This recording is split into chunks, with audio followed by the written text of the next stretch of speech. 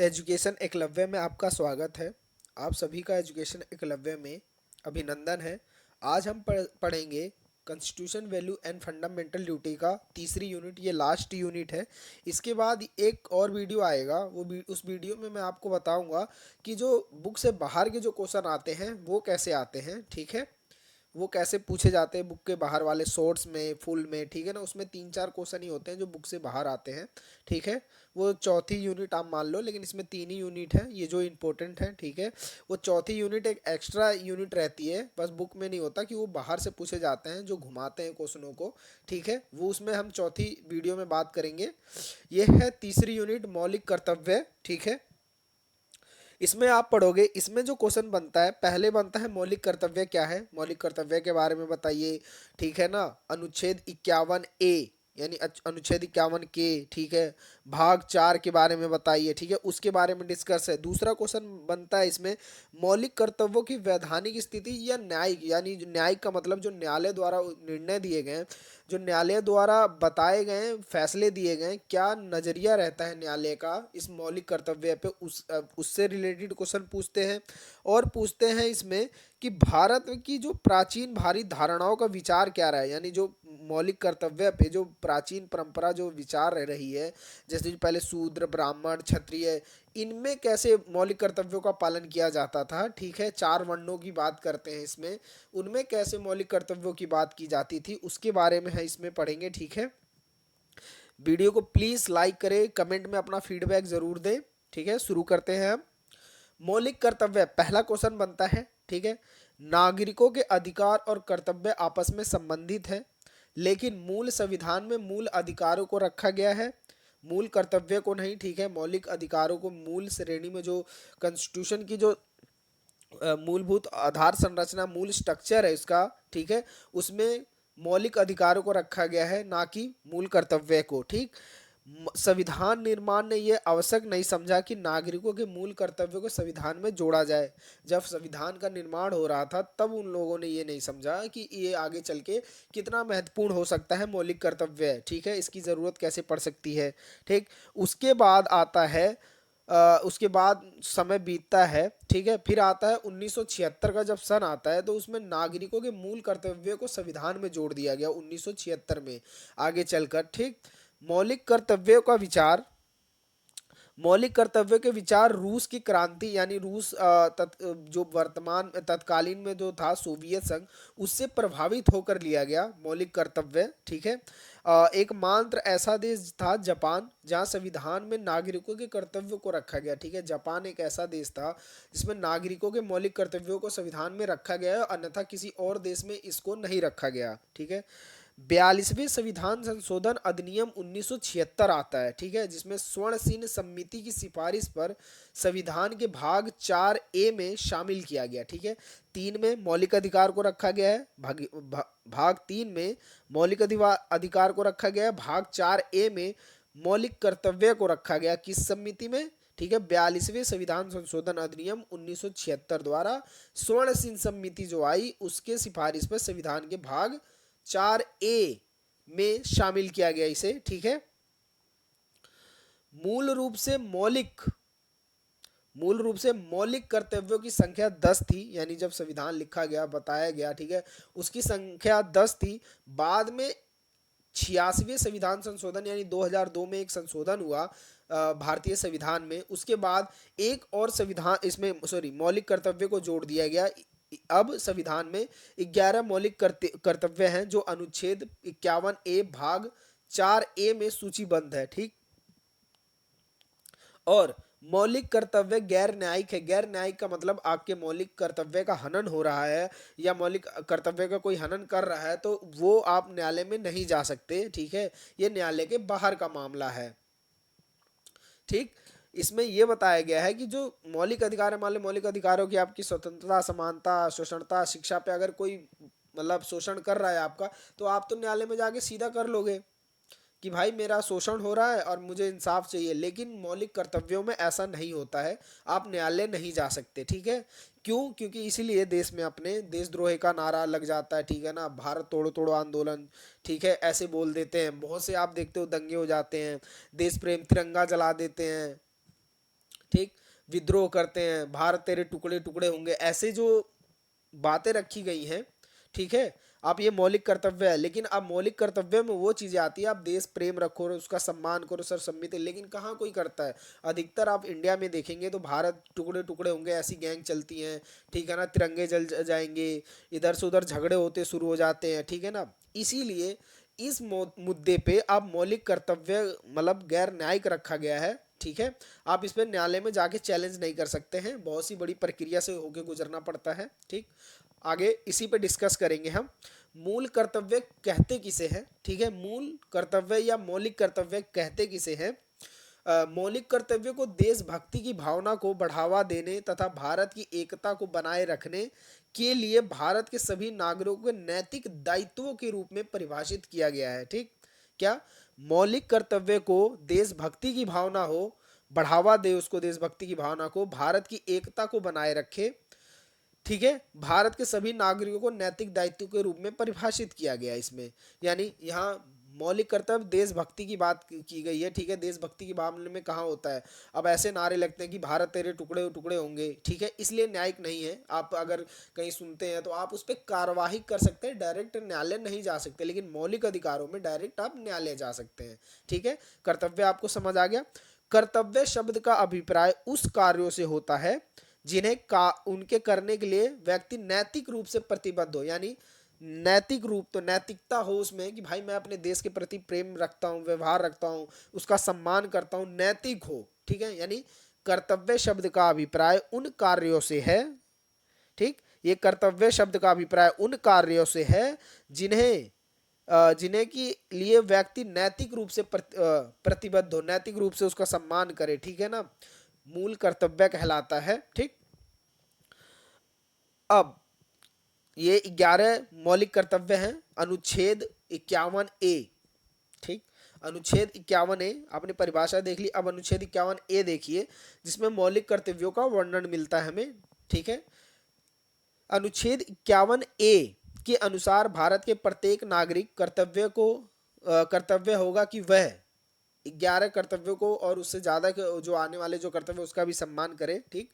पहला कर्तव्य है संविधान का पालन करे और उसके आदर्शों, संस्थाओं, राष्ट्र ध्वज एवं राष्ट्रगान का आदर करे, ठीक।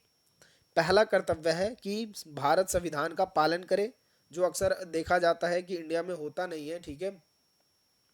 बहुत से लोग धर्म के नाम पे इधर से और भी चीज़ें होती हैं, ठीक है। पहले ही बता दूं, किसी को बुरा ना लगे, ये ओनली एजुकेशन पर्पज के लिए वीडियो रिकॉर्ड हो रही है, किसी की भावनाओं के साथ कुछ खिलवाड़ नहीं किया जा रहा है इस वीडियो में, ठीक। संविधान का पालन करिए। आप देखिएगा संविधान को पालन नहीं किया जाता हिंदू मुस्लिम में, अक्सर आप डिबेट में देखते हैं कि पहले हमारे लिए शरीयत है, संविधान बाद में है, ठीक है। ऐसे बहुत सी डिबेट्स आती हैं, इसमें कहीं ना कहीं लगता है कि संविधान का पालन नहीं हो रहा है, ठीक है। और मौलिक कर्तव्यों में क्या बात है कि मैं संविधान का पालन करे, आदर्शों, संस्थाओं, राष्ट्र ध्वज या राष्ट्रगान का आदर करे, ठीक है, ऐसी की बात रखी जाती है, ठीक। पहला ये है। स्वतंत्रता के लिए राष्ट्रीय आंदोलन को प्रेरित करने वाले उच्च आदर्शों का हृदय में संयोजन रखे और उसका पालन करे। यानी जो भारत की आज़ादी में जिन लोगों ने भूमिका निभाई, जैसे महात्मा गांधी, पंडित जवाहरलाल नेहरू, सुभाष चंद्र बोस, ठीक है ना, भगत सिंह, इन लोगों ने, जिन्होंने भी, ठीक है, और भी बहुत से लोग रहे हैं जिन्होंने भी स्वतंत्रता में अपनी भूमिका निभाई है, भारत को स्वतंत्र दिलाने में, उसका सम्मान करे, उसके प्रति दिल में, हृदय में अपनी जगह संयोजित रखे, ठीक है ना, हद से प्रेम व्यवहार रखे, उसके प्रति सम्मान करे, उनका उनका पालन करे, आदर करे, ठीक है, सर्वसम्मति रखे उनके लिए, ठीक। तीसरा है इसमें भारत की,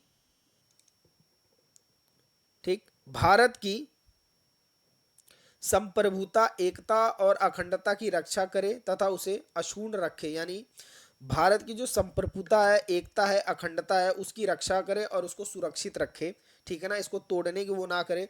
लेकिन इंडिया में अक्सर नहीं होता है ये। भारत की संप्रभुता, एकता और अखंडता कैसे, जब सभी लोग एक साथ मिलके रहेंगे, एक प्रभाव में रहेंगे, ठीक है, कोई किसी से किसी चीज़ पे दंगा फसाद नहीं करेगा, तभी तो एकता का वो रहेगा, लेकिन नहीं, ठीक है। ये तीसरा मौलिक कर्तव्य है, भारत की संप्रभुता बनाए रखो, एकता बनाए रखो, उसकी अखंडता बनाए रखो, उसकी रक्षा करो और उसको सम्मानित रखो। ठीक है।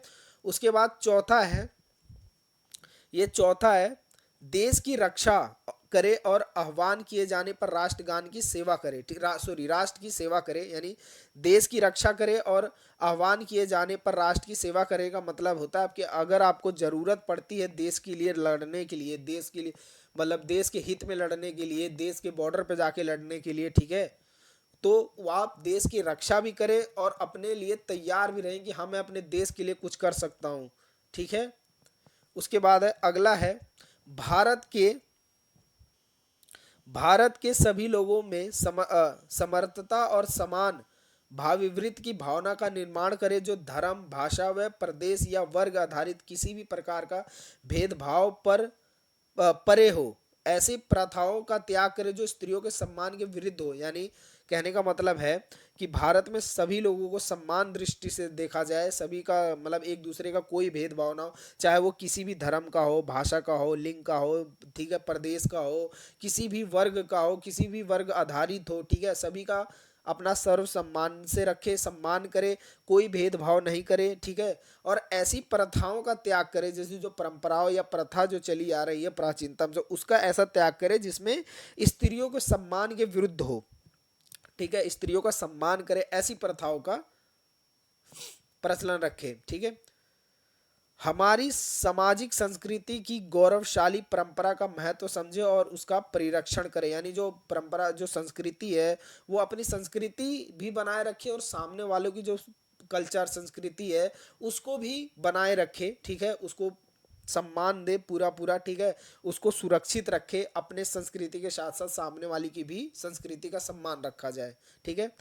प्राकृतिक पर्यावरण जिसके अंतर वन, झील, नदी, वन्य जीवन आते हैं, की रक्षा और संवर्धन करे और प्रमाणात्र के लिए दया भाव रखे। यानी जो प्राकृतिक है, उसके पर्यावरण है, जैसे वन, झील, नदी, जो वन्य जीवन है, ठीक है, जानवर है, उनकी रक्षा करे।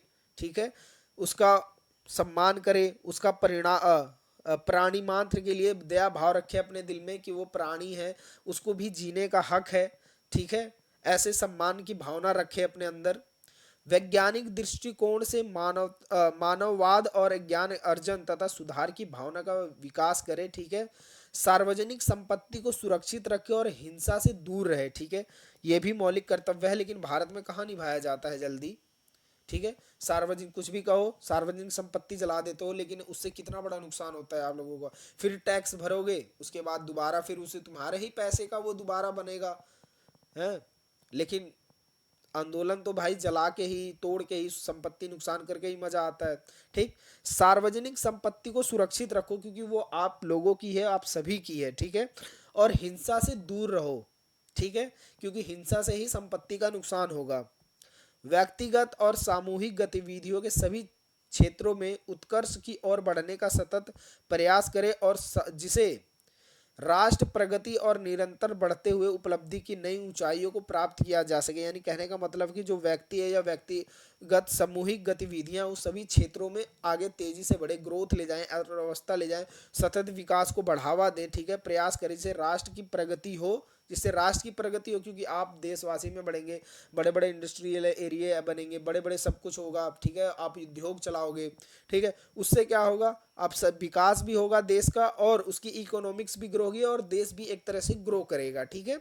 आगे बढ़ेगा, ऊंचाई पे ले जाएं, आप एक तरह से कह सकते हैं। ठीक है। लास्ट है 6 से 14 वर्ष की आयु के बीच अपने बच्चों को शिक्षा के अवसर प्रदान करना। यानी 6 से 14 वर्ष के जितने भी बच्चे हैं उनको मुफ्त शिक्षा प्रदान की जाती है स्कूलों में। ठीक है ना। शिक्षा प्रदान करने के लिए गवर्नमेंट ने आवश्यक बना दिया है कि सभी को शिक्षा कम से कम 14 वर्ष तक की तो मिलनी मिलनी चाहिए आपको। ठीक है। ये आया था, इसे 86वें संविधान अधिनियम सेशन 2002 द्वारा जोड़ा गया था, जो मैंने आपको ऊपर बनाया था। ये पहला था 2002 में जिसको जोड़ा गया।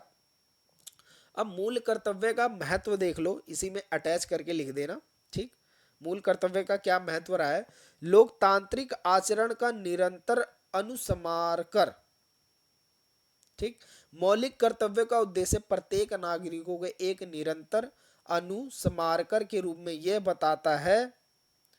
बताना है कि संविधान ने विशेष रूप से उन्हें कुछ मौलिक अधिकार प्रदान किए हैं, लेकिन नागरिकों को लोकतांत्रिक आचरण और लोकतांत्रिक व्यवहार के बुनियादी मापदंडों का पालन करने की आवश्यकता है। ठीक है ना, जो संविधान में दिए गए हैं उन सभी का पालन किया जाए।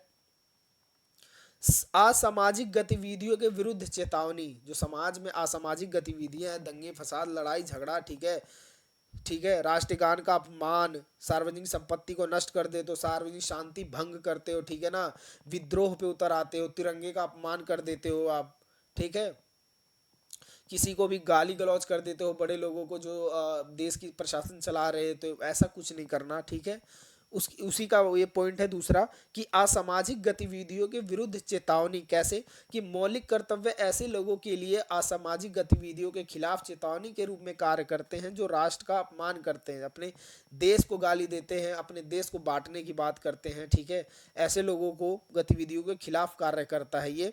ठीक है, जैसे राष्ट्रीय ध्वज का अपमान कर रहे हो आप, ये गलत बात है। सार्वजनिक संपत्ति को नष्ट कर रहे हो, ये भी गलत बात है। सार्वजनिक शांति भंग कर रहे हो, ये भी गलत बात है। ठीक है, ऐसा कुछ नहीं करना चाहिए आप लोगों को। अनुशासन और प्रतिबद्धता की भावना। ठीक है, अनुशासन और प्रतिबद्धता की भावना क्या है कि ये राष्ट्र के प्रति अनुशासन और प्रतिबद्धता की भावना को बढ़ावा देने में मदद करते हैं। ठीक है, ये केवल दर्शकों के बजाय नागरिकों के कार्यक्षेत्र भागीदारों से राष्ट्रीय लक्ष्यों को आकार करने में मदद करते हैं। ठीक, चौथा है कानून की संवैधानिक निर्धारित करने की सहायता करना, यानी कानून को संवैधानिक निर्धारित करने की सहायता करना कि कानून जो सहायता मांगता है वो सहायता दो, सर्वसम्मान से रहो आप लोग। ठीक है, ये कानून की संवैधानिक का निर्धारण करने में न्यायालय की मदद करता है। उदाहरण के लिए विधायिका द्वारा पारित कोई भी कानून जब संवैधानिक जांच के लिए न्यायालय में जाता है तो उसमें मौलिक कर्तव्य के घटक निहित हैं, तो ऐसे कानून को उचित माना जाएगा। ठीक, वो क्वेश्चन वही खत्म हो जाता है। अब आता है मौलिक कर्तव्य की वैधानिक दृष्टि स्थिति और न्यायिक दृष्टिकोण, यानी न्यायालयों का जो क्या दृष्टिकोण रहा है उस पे बात हम करेंगे। ये अगला क्वेश्चन है, मौलिक कर्तव्य के वैधानिक स्थिति और न्यायिक दृष्टिकोण के बारे में। ठीक है, भारत के मुख्य न्यायाधीशों ने कहा कि संविधान में मौलिक कर्तव्य केवल पंडित या तकनीकी उद्देश्य की पूर्ति के लिए नहीं है, बल्कि उन्हें सामाजिक परिवर्तन की कुंजी के रूप में शामिल किया गया है। यानी सर्वोच्च न्यायालय ने कहा या मुख्य न्यायाधीशों ने कहा कि जो संविधान में मौलिक कर्तव्य को दिया गया वो पंडित या तकनीकी नहीं है, उसका उद्देश्य पूर्ति के लिए नहीं है कि ये उद्देश्य पूर्ति के लिए रख दो इन्हें, नहीं नहीं नहीं, इन्हें सामाजिक परिवर्तन यानी सोसाइटी में चेंजेस लाने की एक चाबी की तरह इस्तेमाल करना है। ठीक है ना, कुंजी मतलब कुंजी के रूप में शामिल किया गया है। ठीक है, सर्वोच्च न्यायालय के रंगनाथ मिश्रा वाद में, ठीक है, जो सर्वोच्च न्यायालय ने रंगवाद मिश्रा वाद में 2003 में जो आया उसमें कहा कि मौलिक कर्तव्यों को न केवल कानूनी प्रतिबंधों से बल्कि सामाजिक प्रतिबंधों द्वारा भी लागू किया जाना चाहिए। यानी मतलब लॉ से तो लागू कर रहे हो, कानून से तो लागू करोगे ही, लेकिन समाज में जो चल रहा है जो प्रतिबंध लगाएगा उसमें भी लागू किया जाना चाहिए।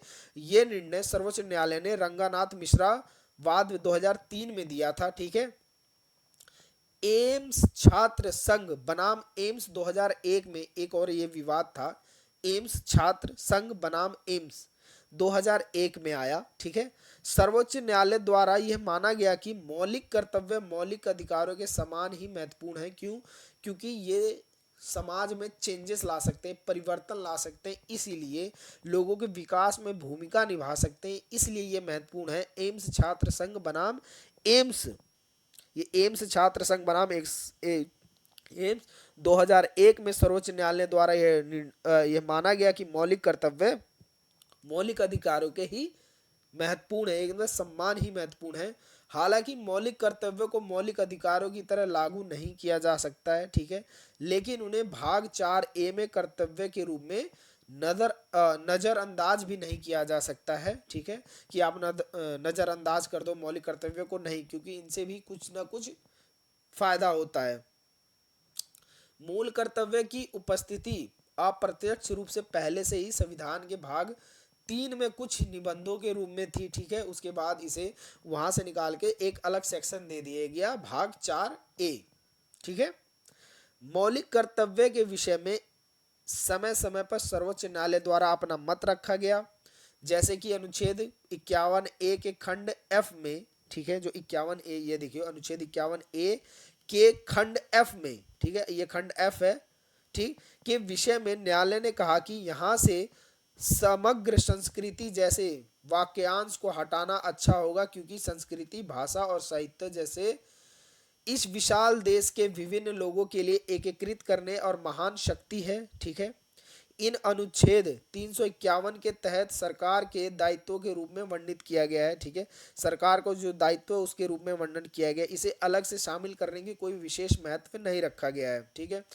उसे महान विरासत संरक्षण के लिए शैक्षिक प्रणाली के प्रामाणिकता दी जानी चाहिए। इस प्रकार इस विषय को सर्वोच्च न्यायालय द्वारा समग्र संस्कृति की आधारशिला के रूप में उचित कहा गया है, ठीक। सर्वोच्च न्यायालय ने कहा कि देश के कई मतभेदों के उपरांत भी इसके नागरिक खुद को एक साझा संस्कृति के उत्तराधिकारी के रूप में देखकर खुश थे और संस्कृति स्पष्ट रूप से संस्कृति की है, ठीक है।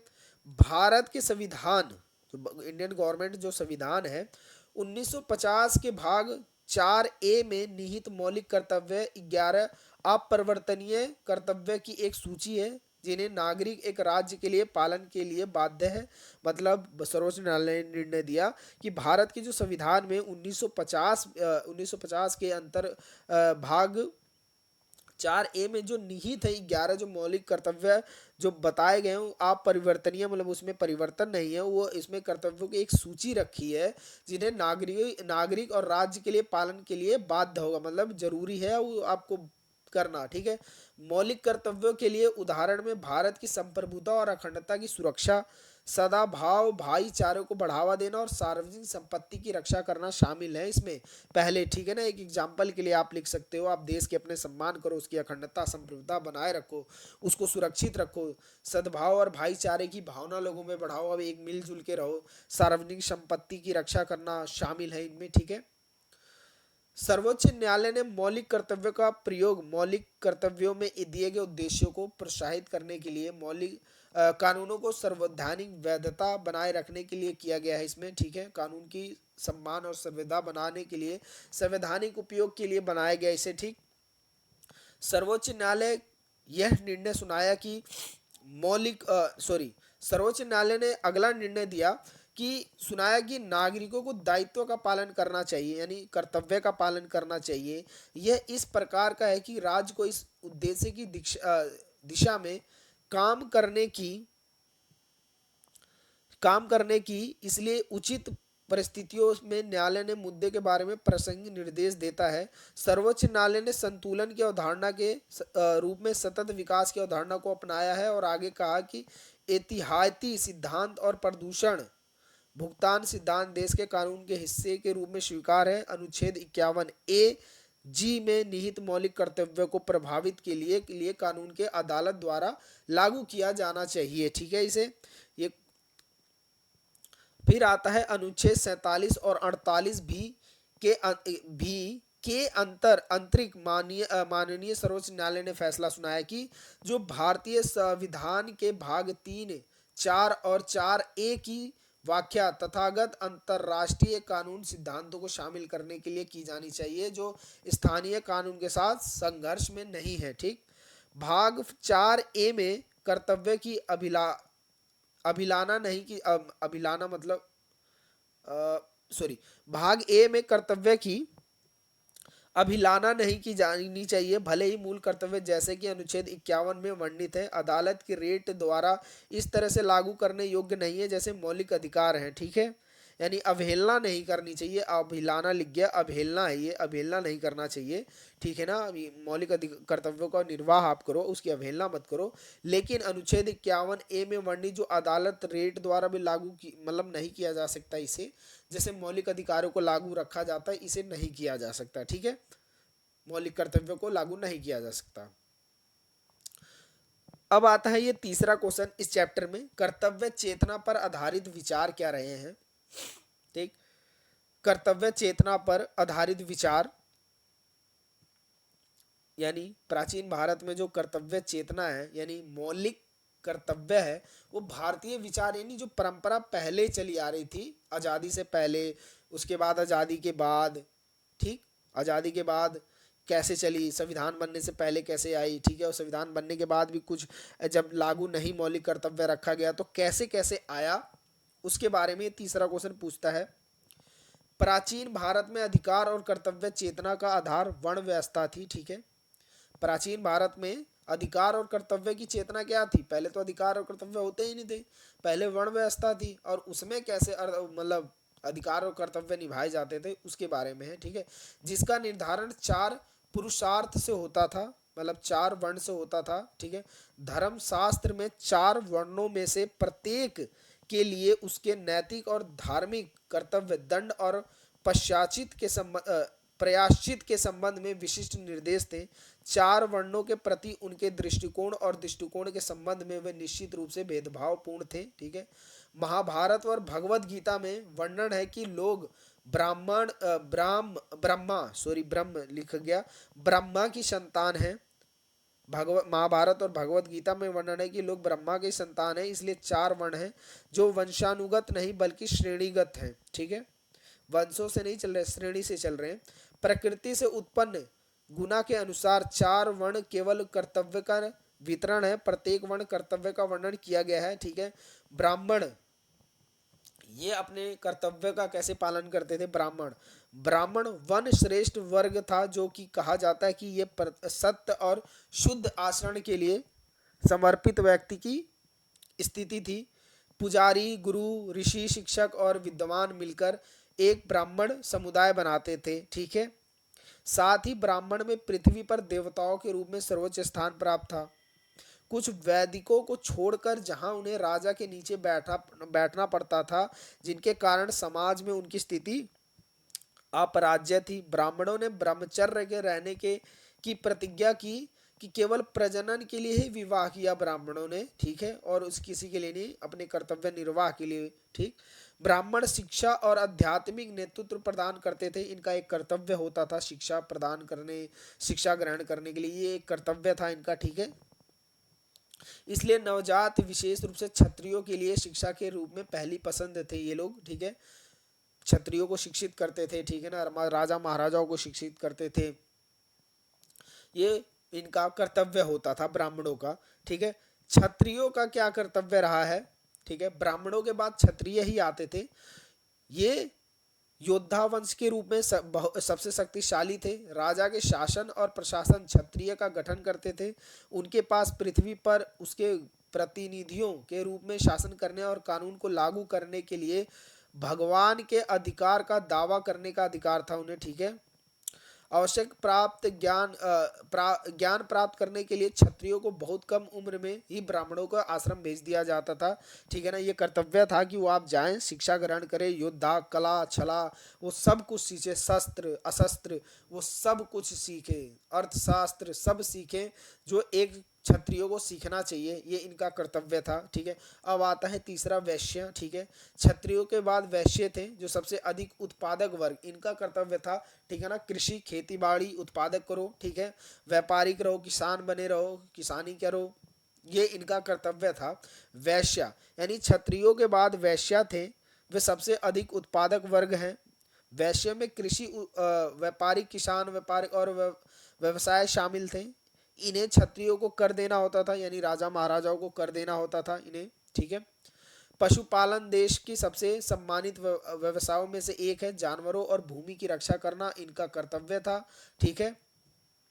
कृषि करना, जानवरों की रक्षा करना, उनकी भूमि बनाए रखना, उसकी रक्षा करना इनका कर्तव्य था, कृषि करना। उन्होंने पर्याप्त मात्रा में भोजन, कपड़े के साथ श्रमिकों को बनाए रखने के लिए धन और समृद्धि उत्पन्न की इन लोगों ने, ठीक। अब आता है शूद्र, इनका क्या कर्तव्य था? शूद्रों, वैश्यों के बाद अंतिम वर्ण थे ये शूद्र, ठीक है। जबकि अन्य वर्ण व्यवसायिक और आर्थिक रूप से आत्मनिर्भर थे, केवल इन्हीं दूसरे के रोजगार पर स्वीकार करने की अनुमति थी। कहने का मतलब है कि जो ऊपर के जो वर्ण है, ब्राह्मण, क्षत्रिय, वैश्य, ये लोग आर्थिक रूप से संपन्न थे, ठीक है, क्योंकि इनके पास खुद का काम होता था, ठीक। और ये शूद्र क्या थे? ये उनके ऊपर वालों के ऊपर निर्भर थे ये, कि भाई काम दोगे तो काम कर लेंगे, नहीं दोगे तो घर पे रहेंगे। ठीक है। कारीगरों और श्रमिकों में शूद्र शामिल थे, ये शुद्ध लिख गया, सॉरी शूद्र, ये शुद्ध लिख गया लेकिन शूद्र है। ठीक है। शामिल थे शूद्र, ब्राह्मण की उनके आश्रमों में, क्षत्रियों की उनके महलों में, राशि शिविरों में, और सॉरी राजशाही शिविरों में, जो राजशाही शिविर थे उनको राशि लिख गया ये, राजशाही शिविरों में, और वैश्यों की व्यावसायिक गतिविधियों में सेवा करते थे। उनका कर्तव्य केवल सेवाओं का प्रदान करना था। ठीक है। सेवा करो सभी तीनों ऊपर वालों की। ठीक है। ब्राह्मण, क्षत्रिय और वैश्यों की सिर्फ सेवा करना इनका ही कर्तव्य था। ठीक है। जिसके कारण वह एक समृद्ध अर्थव्यवस्था की रीढ़ थे।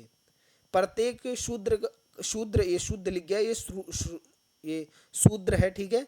का अपने जीवन कर्तव्य के प्रति अपना आचरण था। वे वफादार थे, उनकी स्वार्थ निरता उन्हें सम्मान के योग्य बनाती थी। ठीक है। व्यक्ति वर्ण व्यवस्था के अनुसार और 4 पुरस्कार के अनुसार अपने कर्तव्य का पालन करता था, जिनका अंतिम उद्देश्य मोक्ष की प्राप्ति होती थी। ठीक है ना।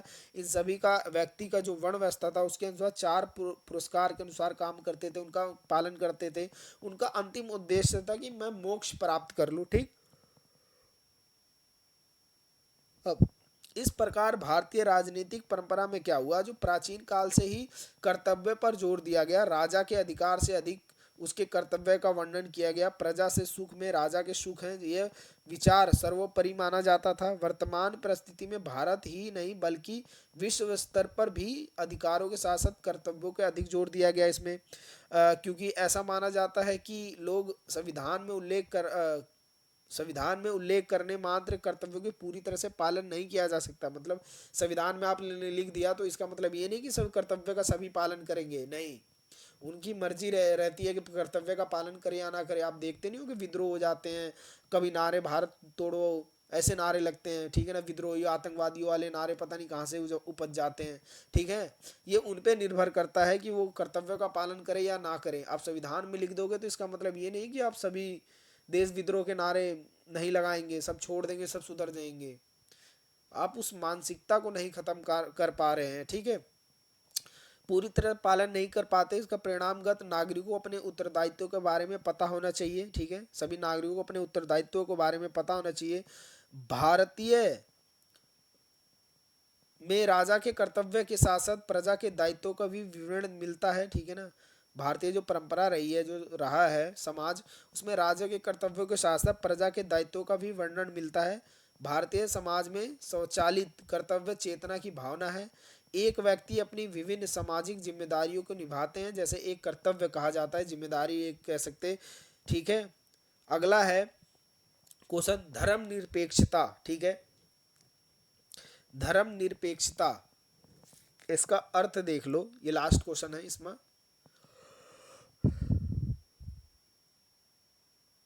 धर्म निरपेक्षता, धर्म निरपेक्षता का अर्थ है कि राज्य राजनीति या किसी गैर धार्मिक मामलों में से धर्म को दूर रखे तथा सरकार धाम के आधार पर, सॉरी धाम लिख गया, धर्म के आधार पे है ये धर्म के आधार पर किसी से भी कोई भेदभाव ना करे। मतलब कहने का मतलब है, धर्म निरपेक्षता का मतलब है सरकार राजनीति और किसी गैर धार्मिक को ये सम्मान नहीं करेगी कि आप ही सर्वोच्च हो। यानी सरकार का, इंडियन गवर्नमेंट का कोई धर्म नहीं होगा। ठीक है। भारत का कोई धर्म नहीं होगा।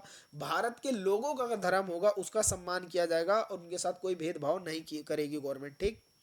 धर्म निरपेक्षता का अर्थ है कि किसी के धर्म के विरोध कार्य नहीं करना। ठीक है। उसका विरोध मत करो, बल्कि सभी को अपने धार्मिक विश्वासों और मान्यताओं को पूरी आजादी से मनाने की छूट दे दो, कि भाई आप अपने धर्म को पूरी तरह आजाद हो, मनाओ, धूमधाम से करो, लेकिन दूसरे धर्म के सम्मान करो, कि ताकि आपके धर्म की वजह से दूसरे का भी ये धर्म नुकसान ना हो। मतलब उसके साथ ऐसा ना लगे कि दूसरे के धर्म को दबा रहे हो या उसके बुरा भला कह रहे हो, ऐसा नहीं। धर्मनिरपेक्ष राज्य में उस व्यक्ति की का भी सम्मान होता है जो किसी भी धर्म को नहीं मानता। यानी भारत में धर्मनिरपेक्षता का मतलब है कि उसका भी उस व्यक्ति को उन व्यक्तियों का भी सम्मान होगा जो धर्म वरम नहीं मानते, यानी नास्तिक रहते हैं कि भाई हम किसी भगवान को, हम किसी धर्म को नहीं मानते, हम नास्तिक हैं, ठीक है। उनका भी भारत में धर्मनिरपेक्षता के अंदर उनका भी सम्मान होता है, ठीक है।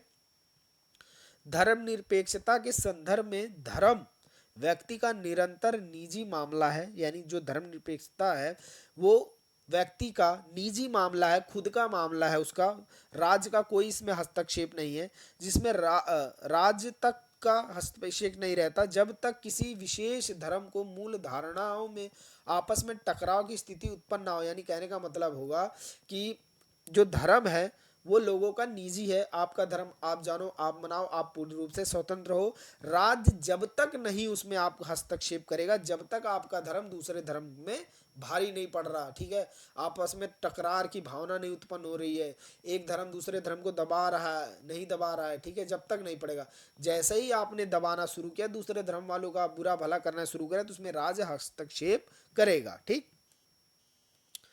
अब धर्मनिरपेक्षता के संदर्भ में सैद्धांतिक दृष्टिकोण रहा है क्या, जो भारतीय संवैधानिक दृष्टिकोण रहा है उसका क्या है कि भारतीय परिप्रेक्ष्य में संविधान का निर्माण के समय से ही इसमें धर्मनिरपेक्षता की अवधारणा निहित है, जो संविधान के भाग 3 में वर्णित मौलिक अधिकारों में धार्मिक स्वतंत्रता के अधिकार से स्पष्ट किया गया है, ठीक है। भारतीय संविधान में भाग 3 में जो मौलिक अधिकार बताए गए हैं उसमें एक है धार्मिक स्वतंत्रता के अधिकार।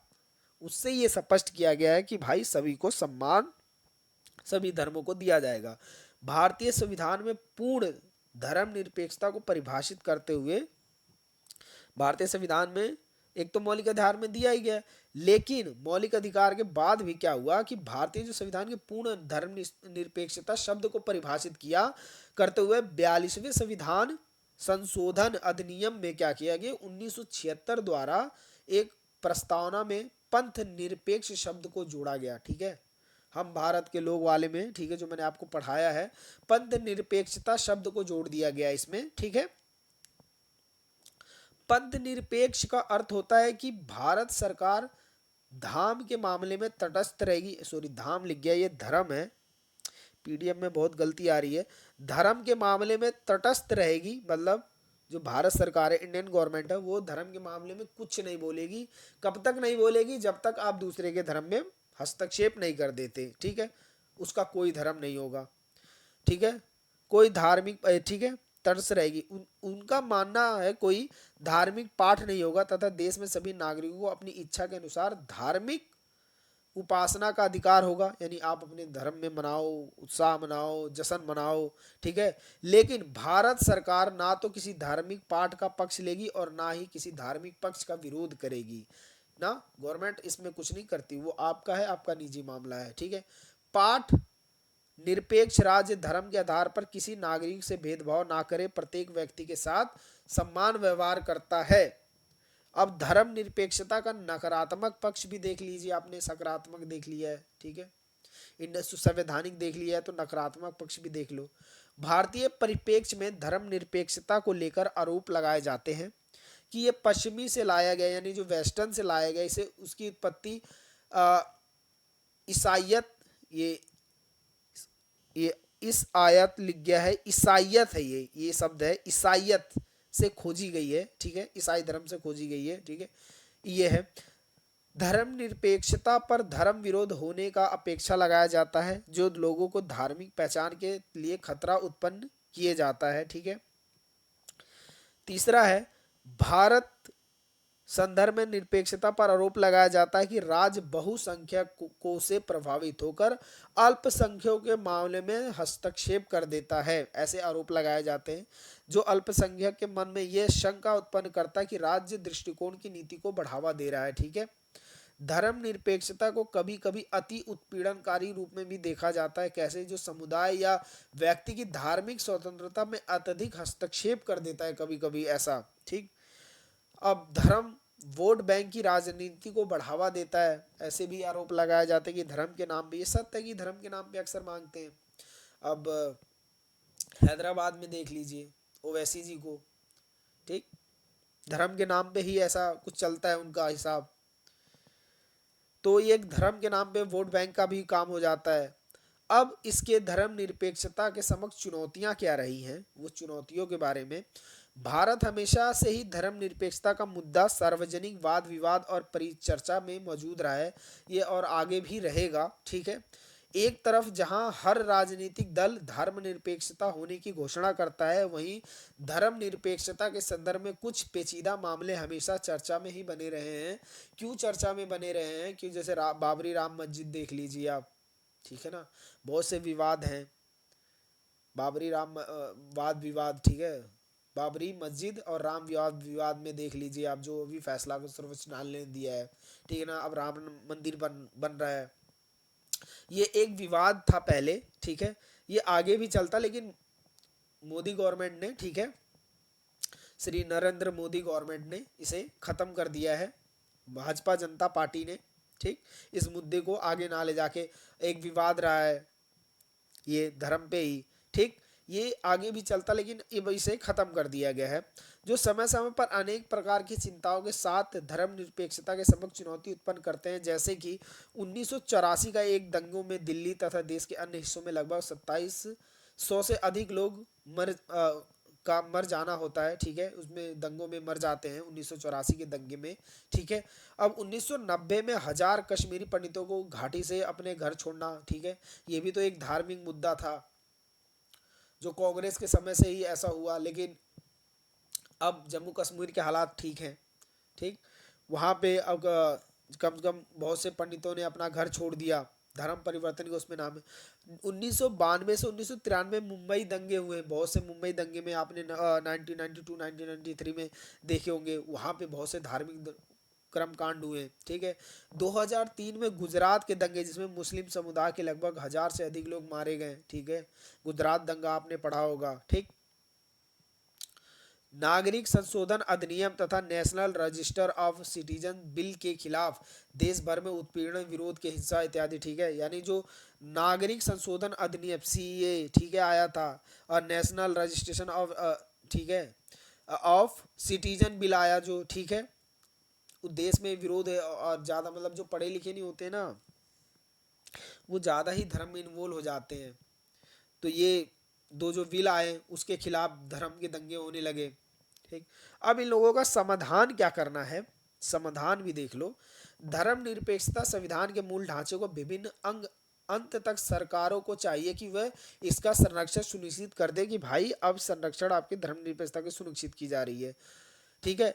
एस आर बुमान Bommai sorry S R Bommai बनाम भारत गणराज्य मामले में, जो 1994 में आया था, ठीक है, सर्वोच्च न्यायालय द्वारा निर्णय दिया गया कि अगर धर्म को राजनीति से अलग नहीं किया गया तो सत्ताधारी दल जो होगा, धर्म ही देश का धर्म बन जाएगा, ठीक है। अतः राजनीतिक दलों को सर्वोच्च न्यायालय के लिए निर्णय में अमल करने की आवश्यकता है, ठीक है। इस निर्णय को सर्वोच्च न्यायालय को सभी राजनीतिक दलों को निर्णय मतलब पढ़ने की जरूरत है, जागरूक होने की जरूरत है। यूनिफॉर्म सिविल कोड यानी एक समान नागरिकता संहिता, जो धर्म निरपेक्षता की समझ को चुनौती प्रस्तुत करती है, को मजबूती से लागू करने की आवश्यकता है, ठीक है। यूनिफॉर्म सिविल कोड जो आया था, उसको लागू मजबूती से करने की जरूरत है। किसी भी धर्म निरपेक्ष राज्य में धर्म विशुद्ध रूप से व्यक्तिगत मामला है, ठीक है। यानी जो किसी भी धर्मनिरपेक्ष राज्य में जो धर्म है वो विशुद्ध है, क्योंकि वो जनता अब अपना धर्म है, हर जब भारत में बहुत से धर्म है, वो अपने धर्म के मतलब आप रखो, ठीक है। राज्य का कोई इससे कोई वो लेना नहीं देना नहीं है, ठीक है ना। इसलिए कहा कि धर्म विशुद्ध रूप से व्यक्तिगत मामला है, व्यक्ति का अपना मामला है भाई से। अतः जन प्रतिनिधियों को चाहिए कि वह उसका प्रयोग वोट बैंक के रूप में करने से बचे, ठीक है। ये वीडियो यहीं ख़त्म होती है। धर्म को वोट बैंक मत बनाओ, ठीक है। वीडियो देखने के लिए धन्यवाद। अब एक और वीडियो जो आएगी, उसमें आउट ऑफ सिलेबस जो क्वेश्चन पूछे जाते हैं, बाउंड्री पे टच होने वाले को सिलेबस जो क्वेश्चन पूछे जाते हैं, वो इस वीडियो में, अगली वीडियो में बताऊंगा, ठीक है ना। वीडियो देखने के लिए धन्यवाद। एजुकेशन एकलव्य में आपका फिर से स्वागत करेंगे। अभी चलते हैं।